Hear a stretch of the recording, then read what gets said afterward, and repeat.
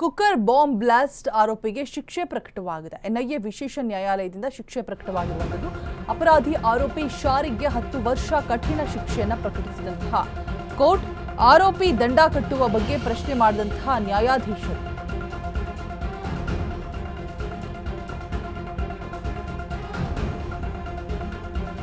ಅಪರಾಧಿಗೆ ದಂಡ ಕಟ್ಟುವ ಬಗ್ಗೆ ಪ್ರಶ್ನೆ ಮಾಡಿದಂತಹ ನ್ಯಾಯಾಧೀಶರು ಇಲ್ಲ ಸ್ವಾಮಿ ಮನೆಯಲ್ಲಿ ವಿಚಾರಣೆ ಮಾಡಿ ಹೇಳ್ತೀವಿ ಅಂತ ಹೇಳ್ಬಿಟ್ಟು ಶಾರಿಕ್ ಹೇಳಿದ್ದಾರೆ.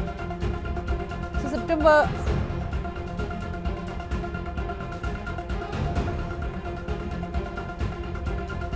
ಅಪರಾಧಿ ಆರೋಪಿ ಶಾರಿಕ್ಗೆ 10 ವರ್ಷ ಕಠಿಣ ಶಿಕ್ಷೆಯನ್ನು ಪ್ರಕಟಿಸಿರುವಂತದ್ದು ಕೋರ್ಟ್.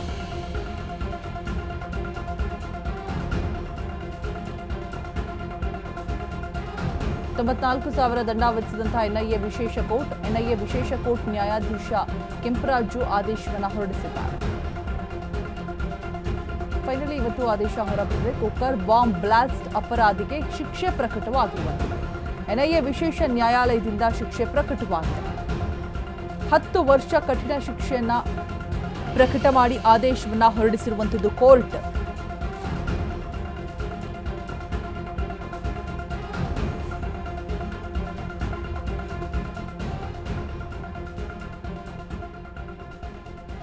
ಸೆಕ್ಷನ್ 121A ಅಡಿಯಲ್ಲಿ ಪ್ರಕಟವಾಗಿದೆ. ಸೊ ಒಬ್ಬರು ಮಗಳಿದ್ದಾರೆ, ಮನೆಯಲ್ಲಿ ದುಡಿಯುವವರು ಯಾರೂ ಇಲ್ಲ, ಶಿಕ್ಷೆ ಪ್ರಮಾಣವನ್ನು ಕಡಿಮೆ ಮಾಡಿ ಅಂತ ಹೇಳ್ಬಿಟ್ಟು ಮನವಿ ಕೂಡ ಮಾಡ್ತಾ ಇದ್ದಾರಂತೆ. ಶಾರಿಕ್ ಮನವಿ ಮೇರೆಗೆ 10 ವರ್ಷ ಶಿಕ್ಷೆಯನ್ನ ಪ್ರಕಟ ಮಾಡಿದೆ. 94,000 ದಂಡವನ್ನ ವಿಧಿಸಿದೆ ಕೂಡ. ಎನ್ಐಎ ವಿಶೇಷ ಕೋರ್ಟ್ ನ್ಯಾಯಾಧೀಶ ಕೆಂಪರಾಜು ಆದೇಶವನ್ನ ಹೊರಡಿಸಿರುವಂಥದ್ದು. ಆರೋಪಿ ದಂಡ ಕಟ್ಟುವ ಬಗ್ಗೆ ಕೂಡ ಪ್ರಶ್ನೆ ಮಾಡಿದಂತಹ ನ್ಯಾಯಾಧೀಶರು ಎನ್ಐಎ ವಿಶೇಷ ನ್ಯಾಯಾಲಯದಿಂದ ಫೈನಲ್ ಆಗಿ ಇದೀಗ ಶಿಕ್ಷೆ ಪ್ರಕಟವಾಗಿದೆ. ಅಪರಾಧಿ ಶಾರಿಕ್ಗೆ 10 ವರ್ಷ ಫೈನಲಿ ಕಠಿಣ ಶಿಕ್ಷೆ ವಿಧಿಸಲಾಗಿದೆ. ದಂಡ ಕಟ್ಟುವ ಬಗ್ಗೆ ಕೂಡ ನ್ಯಾಯಾಧೀಶರನ್ನ ಪ್ರಶ್ನೆ ಮಾಡಿದ್ದಾರೆ. ಇಲ್ಲ ಸ್ವಾಮಿ ಮನೆಯಲ್ಲಿ ವಿಚಾರಣೆ ಮಾಡಿ ಹೇಳ್ತೀವಿ ಅಂತ ಹೇಳ್ಬಿಟ್ಟು ಶಾರಿಕ್ ಹೇಳಿದ್ದಾರೆ. ಸೆಕ್ಷನ್ 121A, ಸೆಕ್ಷನ್ 122, 326 ಅಡಿಯಲ್ಲಿ ಶಿಕ್ಷೆನ ವಿಧಿಸಿರುವಂಥದ್ದು. ಕಡಿಮೆ ಮಾಡಿ ಶಿಕ್ಷೆ, ಮನೆಯಲ್ಲಿ ಮಗಳಿದ್ದಾಳೆ ಅಂತ ಹೇಳ್ಬಿಟ್ಟು ರಿಕ್ವೆಸ್ಟ್ ಕೂಡ ಮಾಡಿದಾರಂತೆ ಶಾರಿಕ್. ಸೊ ಅದಾದ ನಂತರ ಶಿಕ್ಷೆ ಪ್ರಕಟಿಸಿರುವಂಥದ್ದು ಕೋರ್ಟ್ ಆರೋಪಿ ಶಾರಿಕ್ಗೆ. ಎನ್ಐಎ ವಿಶೇಷ ನ್ಯಾಯಾಲಯದಿಂದ ಶಿಕ್ಷೆ ಪ್ರಕಟವಾಗಿದೆ. ಸಾಕಷ್ಟು ರಾಜ್ಯಾದ್ಯಂತ ಸದ್ದು ಸುದ್ದಿಯನ್ನ ಮಾಡಿತು ಈ ಕುಕ್ಕರ್ ಬ್ಲಾಸ್ಟ್ ಪ್ರಕರಣ. ಇದೀಗ ಫೈನಲಿ ಎಲ್ಲ ರೀತಿಯಾದಂತಹ ತನಿಖೆ ಆಗಿ ಅಪರಾಧಿಯನ್ನ ಆರೋಪಿ ಅಂತ ಹೇಳ್ಬಿಟ್ಟು ಪರಿಗಣಿಸಿ ಇದೀಗ ಶಿಕ್ಷೆನ ವಿಧಿಸಿರುವಂಥದ್ದು. ಕುಕ್ಕರ್ ಬಾಂಬ್ ಬ್ಲಾಸ್ಟ್ ಅಪರಾಧಿಗೆ ಫೈನಲಿ ಶಿಕ್ಷೆ ಪ್ರಕಟವಾಗಿದೆ. ಬೇರೆ ಜೈಲಿಗೆ ವರ್ಗಾವಣೆ ಮಾಡುವಂತೆ ಅಪರಾಧಿ ಶಾರಿಕ್ ಮನವಿ ಮಾಡ್ತಾ ಇದ್ದಾರೆ. ಶಿಕ್ಷೆ ಪ್ರಮಾಣ ಪ್ರಕಟ ಮಾಡುವ ವೇಳೆ ಅಪರಾಧಿ ಮನವಿಯನ್ನ ಮಾಡಿರುವಂಥದ್ದು. ಬೇರೆ ಜೈಲಿಗೆ ಶಿಫ್ಟ್ ಮಾಡಿ ಅಂತ ಹೇಳ್ಬಿಟ್ಟು ಪರಪ್ಪನ ಅಗ್ರಹಾರ ಜೈಲಿನಿಂದ ಬೇರೆ ಜೈಲಿಗೆ ವರ್ಗಾವಣೆ ಮಾಡಿ ಅಂತ ಮನವಿಯನ್ನು ಮಾಡ್ತಿದ್ದಾರೆ. ಖೈದಿಗಳು ಬೆಂಗಳೂರು ಜೈಲಿಗೆ ವರ್ಗಾವಣೆ ಕೋರಿ ಅರ್ಜಿಯನ್ನ ಹಾಕ್ತಾರೆ. ಏನ್ರಿ ನೀವು ಇಲ್ಲಿಂದ ಬೇರೆ ಜೈಲಿಗೆ ವರ್ಗಾವಣೆ ಕೇಳ್ತಾ ಇದ್ದೀರಲ್ಲ ಅಂತ ಹೇಳ್ಬಿಟ್ಟು ಜಡ್ಜ್ ಪ್ರಶ್ನೆಯನ್ನ ಮಾಡಿದ್ದಾರೆ.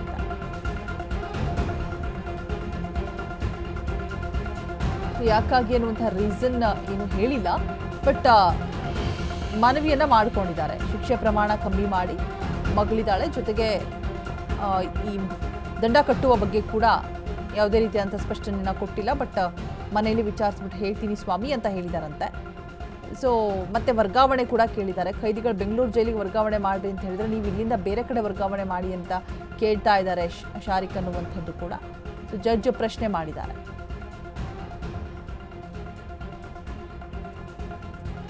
ಹೆಚ್ಚಿನ ಡೀಟೇಲ್ಸ್ ಅನ್ನ ಕೊಡೋದಕ್ಕೆ ನಮ್ಮ ಪ್ರತಿನಿಧಿ ಅರುಣ್ ದೂರವಾಣಿ ಸಂಪರ್ಕದಲ್ಲಿ ಜಾಯಿನ್ ಆಗ್ತಾ ಇದ್ದಾರೆ. ಅರುಣ್, ಫೈನಲಿ 10 ವರ್ಷ ಕಠಿಣ ಶಿಕ್ಷೆಯನ್ನ ಪ್ರಕಟಿಸಿದೆ ಕೋರ್ಟ್. ಹಾಗೆ ಮನವಿಯನ್ನು ಕೂಡ ಮಾಡ್ಕೊಂಡಿದ್ದಾರಂತೆ ಬೇರೆ ಜೈಲಿಗೆ ಶಿಫ್ಟ್ ಮಾಡಿ ಅಂತ. ಯಾಕೆ ಏನು ಅಂತ ರೀಸನ್ ಏನಾದರೂ ಹೇಳಿದಾರೆ? ಬಿಕಾಸ್ ಎಲ್ಲರೂ ಕೂಡ ಬೆಂಗಳೂರು ಜೈಲಿಗೆ ಶಿಫ್ಟ್ ಮಾಡಿ ಅಂತ ಕೇಳ್ತಾರೆ ಯೂಶುವಲಿ, ಬಟ್ ಇವರು ಇಲ್ಲಿಂದ ಬೇರೆ ಕಡೆ ಕೇಳ್ತಾ ಇದ್ದಾರೆ. ಸೊ ಏನು ರೀಸನ್ ಅಂತ ಏನಾದರೂ ಹೇಳಿದಾರಾ? ಮತ್ತೆ ಶಿಕ್ಷೆಯ ಪ್ರಮಾಣ ಯಾವ ಸೆಕ್ಷನ್ ಅಡಿಯಲ್ಲಿ ಆಗಿರುವಂಥದ್ದು, ಮತ್ತೆ ದಂಡವನ್ನು ಕೂಡ ವಿಧಿಸಲಾಗಿದೆ, ಆ ಬಗ್ಗೆ ಕಂಪ್ಲೀಟ್ ಡೀಟೇಲ್ಸ್ ಕೊಡೋದಾದ್ರೆ ಅರುಣ್.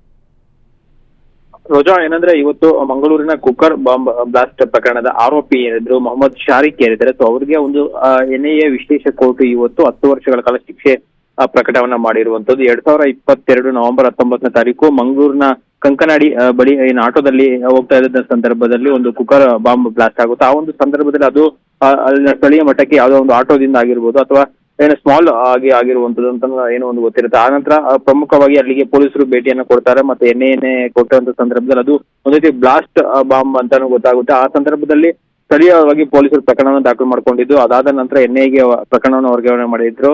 ಆನಂತರ 2023ರಿಂದ ಇಲ್ಲಿವರೆಗೂ ಸಹ ಒಂದು ಕೋರ್ಟ್ ನಲ್ಲಿ 3 ವರ್ಷಗಳ ಟ್ರಯಲ್ ಅನ್ನ ನಡೀತು.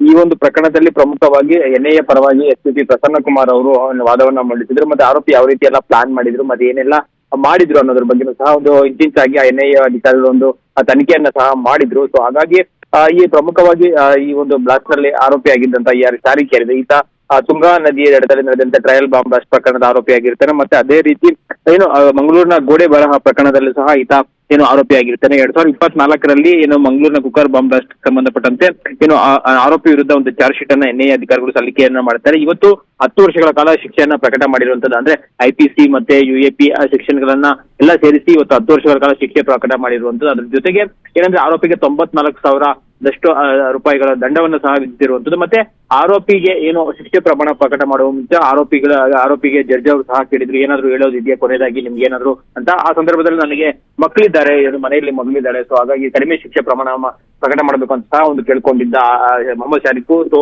ಅದೆಲ್ಲವನ್ನು ಸಹ ಪರಿಗಣಿಸಿ ನ್ಯಾಯಾಲಯ ಇವತ್ತು 10 ವರ್ಷಗಳ ಶಿಕ್ಷೆ ಪ್ರಕಟ ಮಾಡಿರುವಂತದ್ದು. ಮತ್ತೆ 94,000 ಅಷ್ಟು ದಂಡವನ್ನು ಸಹ ವಿಧಿಸಿರುವಂತದ್ದು. ರೋಜಾ, ರೈಟ್, ಥ್ಯಾಂಕ್ ಯು ಅರುಣ್ ತಮ್ಮೆಲ್ಲ ಡೀಟೇಲ್ಸ್ಗಾಗಿ.